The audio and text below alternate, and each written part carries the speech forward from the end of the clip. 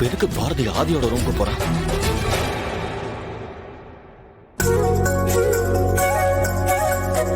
வாங்க பாரதி, கோயிலுக்கு போயிட்டு வந்தீங்களா? ஆமா சார், நடக்கிறதெல்லாம் ஒரு மாதிரி மனசுக்கு சங்கடமா இருந்துச்சு. அதனால்தான் கோயிலுக்கு போய் சாமி பேருக்கு அர்ச்சனை பண்ணிட்டு பிரசாதம் வாங்கிட்டு வந்தேன். எடுத்துக்கோங்க.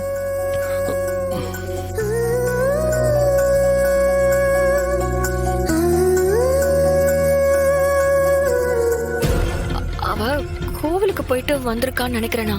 ஒருவேளை உண்மையில ஆதிக்கிட்ட சொல்லலாம்னு முடிவு பண்ணி அப்படி சொன்னா ஆதிக்கு எதுவும் ஆகக்கூடாதுன்னு கோவிலுக்கு போயிட்டு வந்திருப்பாளோ? எப்படியும் இப்ப என்ன சொல்ல போறான்னு தெரிஞ்சிடும். வா போய் பார்க்கலாம். போ. Are you all right?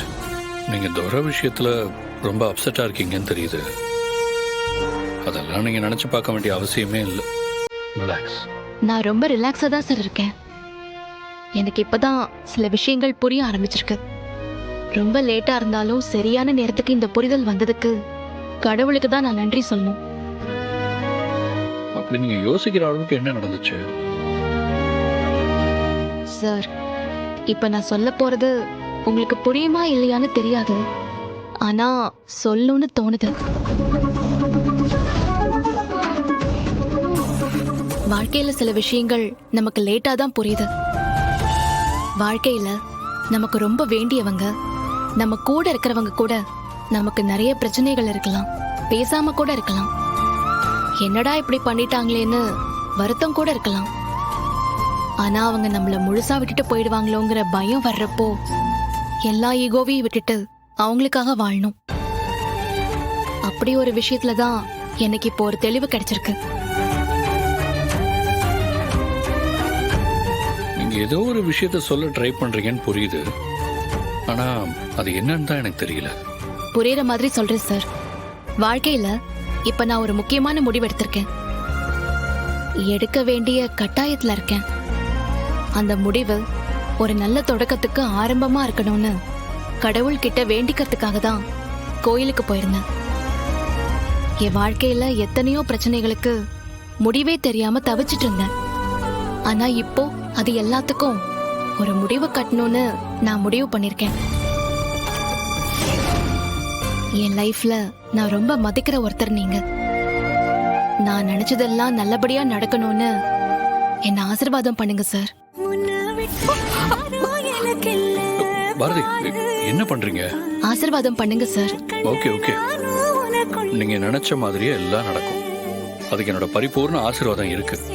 நீங்க முதல்ல எந்திரிங்களேன். எந்திரிங்க. எனக்கு ஒரு மாதிரியா இருக்கு. எந்திரிங்க.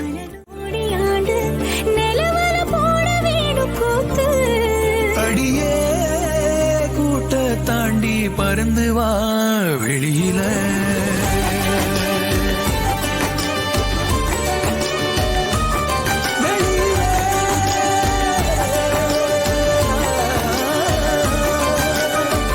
ஒன்ன விட்டா யாரும் எனக்கு இல்ல. இன்னைக்கு இவ ஒரு முடிவோட தானே இருக்கா. ஆதி வாழ்க்கையில இருந்து என்ன மொத்தமா துரத்திட்டு பவானி யாருங்கிறத ஆதிக்கு தெரிய வைக்க போறான்னு நினைக்கிறேன். போச்சு, எல்லாம் போச்சு.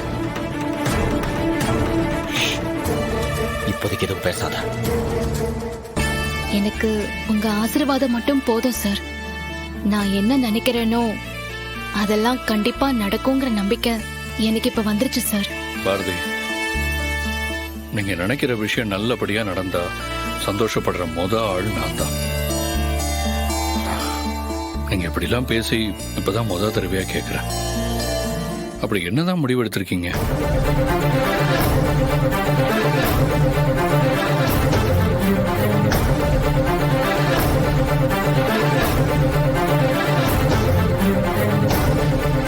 பாரதி, ரிலாக்ஸ். பரவாயில்ல, என்கிட்ட எதுவும் சொல்ல வேண்டாம். நீங்க நினைச்ச காரியம் நல்லபடியா முடிஞ்சதுக்கு அப்புறம் சந்தோஷமா வந்து என்கிட்ட சொல்லுங்க. அப்ப நான் கேட்கிறேன். ஓகேவா?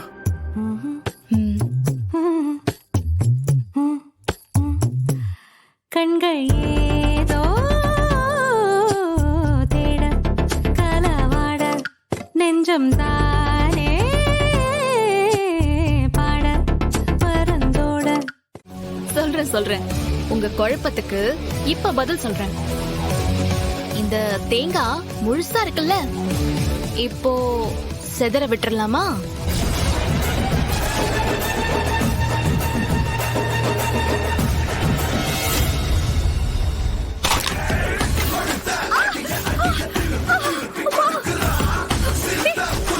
மித்ரா, பாரதி, ஏய், உனக்கு என்ன பைத்தியம் பிடிச்சிருக்கா? ஐயோ, என்ன சுதாகர் சார், அடுத்து உங்களுக்கு தான்.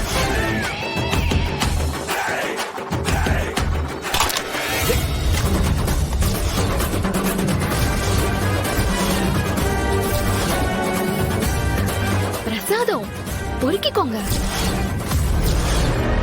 பாரதி, ஆ, அப்பப்பப்பப்பா, சத்தம் போடக்கூடாது. சத்தம் போட்டீங்க அப்புறம் அடுத்த 2 தேங்காய உங்க தலையில உடைக்கிற மாதிரி இருக்கும். ஒழுங்கு மரியாதையா உங்க திட்டம் எல்லாத்தையும் மூட்டை கட்டி வச்சுட்டு இருக்கிற வாழ்க்கைய காப்பாத்திக்க பாத்துக்கோங்க. மறுபடியும் சொன்ன பேச்ச கேட்க மாட்டேன்னு திரும்பவும் ஆட்டம் போட்டீங்க, அப்புறம் இந்த பாரதியோட ஆட்டத்தை நீங்க பாப்பீங்க.